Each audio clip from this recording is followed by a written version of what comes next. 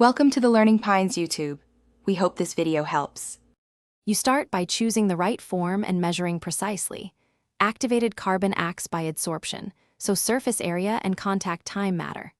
First, weigh the carbon. 1 to 5 grams per liter is a common range for water treatment, then set up a clean container.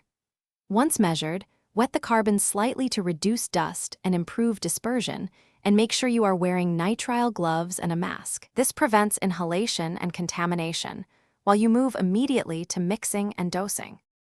Now you mix and apply the carbon so adsorption can occur.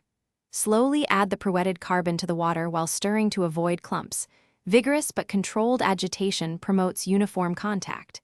Keep the mixture moving for 15 to 60 minutes depending on contaminant levels, because adsorption kinetics slow as sites fill.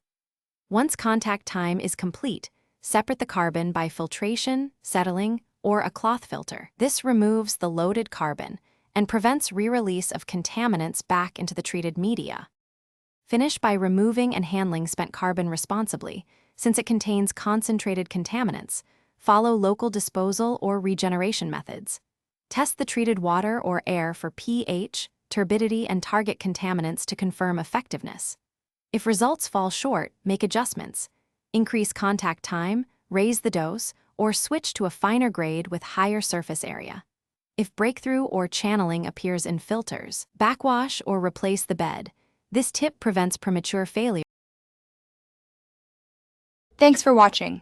Consider subscribing if we helped you.